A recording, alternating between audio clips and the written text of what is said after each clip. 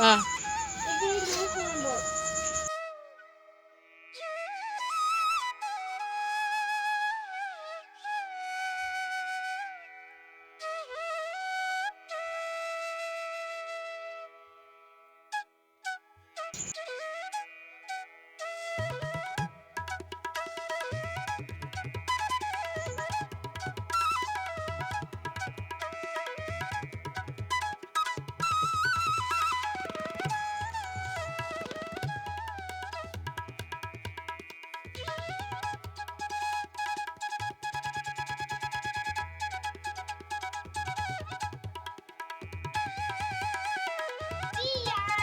তাই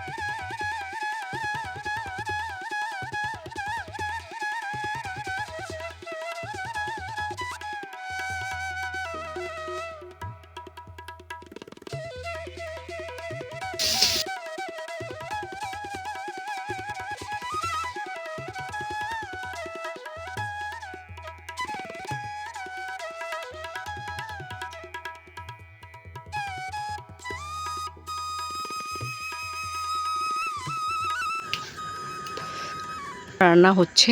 গরমে থাকতে পারছি না, বাইরে যাই একটু পেছনে, ভালো গরম গো।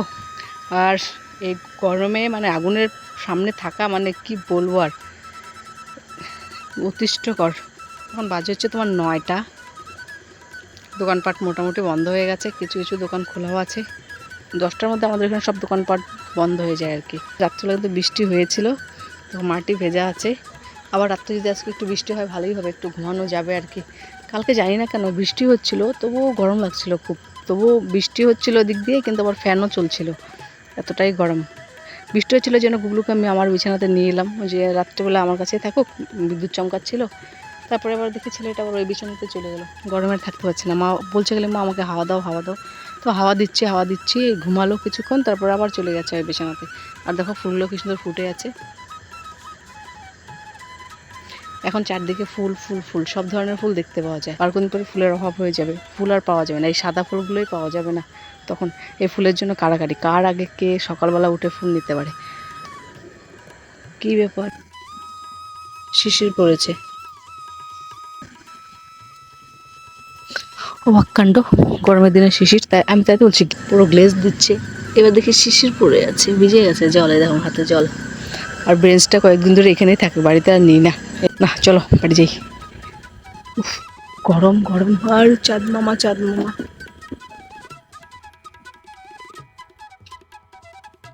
ভিতরে কি? ও, আমি ভয় পেয়ে গেছিলাম, ভিতর দিকে ব্যাং ঢুকে আছে। কি শব্দ করে রে?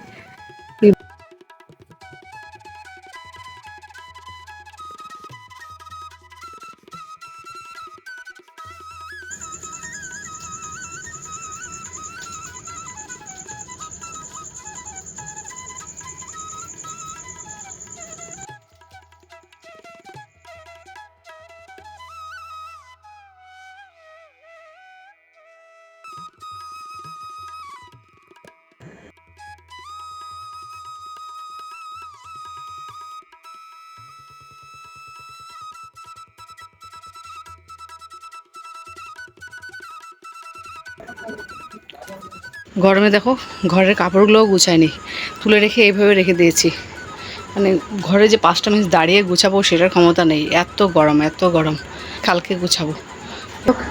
হাত মুখ ধুয়ে সব কাজকর্ম মানে সকালের কাজকর্ম মোটামুটি কমপ্লিট করে রেখে এলাম।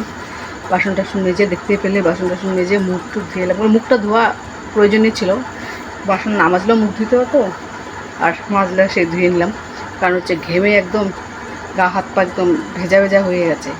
এই জন্য সুন্দর করে গা হাত পা ভালো করে মুখ ধুয়ে নিলাম। এখন একটু আরাম লাগছে, হালকা লাগছে, মানে ঘামে ভর্তি হয়ে গেছে মুখ চোখ। তো এখন বিছানা করব।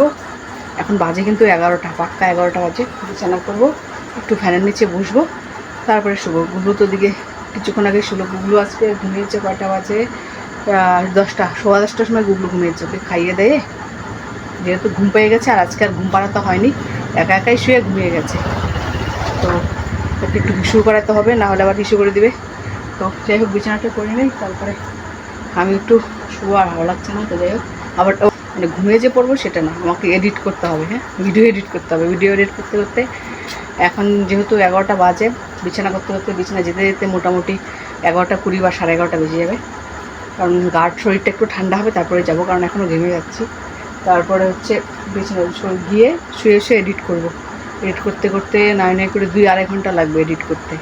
মানে আমি যদি আজকে ঘুমাই তাহলে ঘুমাইতে ঘুমাইতে আমার 1:30 কি 2টো বেজে যাবে। কারণ আমার রোজই তাই হয়, প্রত্যেক দিনই তাই হয়, রাত্রেবেলায় আমাকে এডিট করতে হয়, দিনে আমি করতে পারি না, বলছি, আগেও বলেছি। তো এই জন্য আমার এডিট করতে করতে 1:30, 2টা, 2:30টাও বেজে যায়। এমন একদিন হয়েছিল 3:30টাও বেজে গেছিলো, হয়ে যায় এরকম। তো এখন গরমের দিন, সেরকম ঘুমও আসে না, তো এডিট করি। আর তার মধ্যে লাইটের আলো পড়লে না গরমটা একটু বেশি লাগে। আরেকটা কথা বলছি, আজকে আমি রান্না করেছি, একদম তেল কমে রান্না করেছি, খুবই তেল কমে রান্না করেছি। তেল কম দিয়ে, এরকম তেল দিয়ে আমি কোনোদিন চিকেন রান্না করি না, কারণ খুব প্রচণ্ড গরম। মা বলছে তেল দিস, অত দিস না, কিন্তু আমাকে মা যতটা দিতে বলেছে তার চেয়েও আমি কম দিয়েছি। অতটুকু তেলে না ঠিকঠাক আলু ভাজাও হয় না, যতটুকু তেল দিয়েছেন, মানে খুবই কম দিয়েছে তেল। তো ওই তেলেই চিকেন রান্না করলাম। আর মশলাটা তো পরে দিয়েছি। সত্যি কথা বলতে কি, খেতে কিন্তু দারুণ হয়েছে। তার মধ্যে একটু সমস্যা হয়ে গেছে, একটা প্রবলেম যেটা হয়েছে, হলুদটা একটু বেশি দিয়ে ফেলেছি, যার জন্য একটু তোমার হচ্ছে একটু তিতে তিতে লাগছে, বাবা বলছিল। তাছাড়া তরকারিটা দারুণ হয়েছে।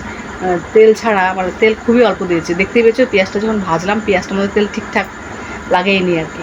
তো খেতে বলে দারুণ হয়েছে, বললো ভালো হয়েছে। খালি একটু বললাম প্রবলেম, হলুদ বেশি হয়েছে, এটা আর কি। তো যাই হোক, দেখো আমি কথা বলছি আর ঘাম মুছে যাচ্ছে, এত ঘেমে যাচ্ছি। রাত এখন বললাম না, এখন বেজে গেছে 11টা, কটা দেখে দিই ধরো, এখন বেজে গেছে 11:10। আবার এখন যাবো একটু রান্নাঘরে, কারণ জল আনিনি, জল আনতে ভুলে গেছি। তো 1 বোতল জল নিয়ে আসি, কারণ জলটা মাস্ট, রাত্রবেলার জল তো রাখতেই হয়। তো ওই গুলো যদি না খেয়ে থাকে, যদি কোনো দিন মনে করো রাত্রবেলা খায় না, তো সন্ধ্যাবেলা যদি বিস্কুট টিস্কুট খায়, তাহলে না রাত্রবেলা আর খেতে চায় না। তখন কী করি, ওই গুবলুর জন্য রাত্রবেলা আবার বিস্কুট এনে রাখি, জল বিস্কুট এনে রাখি। কারণ রাত্রে যদি খেতে চায়, যদিও এখন আর খায় না, আগে খেত, কিন্তু এখন আর খেতে চায় না রাত্রবেলা। তো যাই হোক, জলটা নিয়ে এসে, জলটা মাস্ট লাগবে। আমি তো প্রত্যেকদিন উঠে রাত্রবেলা জল খাই। ওই যখন আমার এডিট কমপ্লিট হয়ে যায়, উঠে একবার, উঠে জল টল খেয়ে তারপরে শুই। তো যাই জলটা নিয়ে আসি আগে। তো জল নিয়ে চলে গেলাম, বোতল আর পেলাম না। বোতল হচ্ছে মার ঘরে, মা তো ঘুমিয়ে গেছে, মানে শুয়ে পড়ে গেছে, আমি আর দেখলাম না। তো গ্লাসে জল নিয়ে এলাম। তো আমার বিছানা কমপ্লিট হয়ে গেছে করা। আর আমার এই যে রাত্রের সঙ্গী নিয়ে নিচ্ছি সাথে করে, আর ওকে না, সঙ্গীকে না ছাড়া ঘুম আসবে না। যদিও অনেক টাইম লাগবে ঘুম আসতে আসতে। সঙ্গীর সাথে একটু হাওয়া খাবো, সঙ্গীকে সাথে নিয়ে হাওয়া করবো। তারপরে একটু ঘুম আসবে, আবার এরকম হাত থেকে হাওয়া করতে থাকবো। আবার যখন ঘুমিয়ে পড়বো, এরকম হাত থেকে পড়ে যাবে। আবার দেখবো গরমে ঘেমে যাচ্ছি, আবার এরকম সঙ্গীকে নিয়ে হাওয়া করবো, আবার ঘুমিয়ে যাবো, আবার সঙ্গী এরকম পড়ে যাবে হাত থেকে। এটা আমার পরম বন্ধু, আত্মার আত্মীয়। একটু হাওয়া খাবো, ব্যাস শুধু। ফ্যানের নিচে দাঁড়ালে না কত সুখ ফ্যানের নিচে। আর সত্যি কথা বলতে, আমাদের এই ফ্যানটাকে কি বলবো জানি না, মানে ফ্যানের হাওয়াটা সত্যি কথা বলতে এত ঠান্ডা। যেই এই ফ্যানের নিচে বসে বলে আমি এত হাওয়া খেয়েছি, কিন্তু এই ফ্যানের মতো হাওয়া কোনো ফ্যানের লাগেনি। মানে বসলে মনে হয় কি কেউ ঠান্ডা জলে স্নান করিয়ে দিল, এত সুন্দর ঠান্ডা হাওয়া। সেই যদি মনে করো খুব গরম, মানে এখন তো বললাম অনেক 38 ডিগ্রি 39 ডিগ্রি করে যাচ্ছে টেম্পারেচার। তো 3টার সময় যদি আমি ফ্যানটা ছাড়ি, ঘন্টাখানিক তো মোটামুটি মানে হাওয়া ঠান্ডাই থাকবে, তারপর একটু হালকা গরম হয়ে যায়, ঘুরতে ঘুরতে গরম হয়ে যায়। কিন্তু রাত্রেবেলা যে চলছে সন্ধ্যার পর থেকে, কিন্তু এখন কিন্তু একদমই ঠান্ডা। তো যাই গন্তব্যস্থানে, বাই। এখন একটু চেকিং হবে ভালো করে, কারণ দেখি মশা সঙ্গীরা ভিতরে ঢুকে আছে কি নাই। যদিও প্রত্যেক দিন একটা করে আমাকে মশা মারতেই হয়, জানি না কোন দিক দিয়ে ঢুকে যায়। শুয়ে আছে দেখি পায়ের মধ্যে বেশ কামড়। আর তখন না লাইট, ফোনের আলো জ্বালিয়ে খুঁজি, আর খুঁজে পাই না। তারপরে যখন খুঁজে পাই, তখন দেখি রক্ত খেয়ে মোটা হয়ে আছে আর কি। তো যাই, রাখি।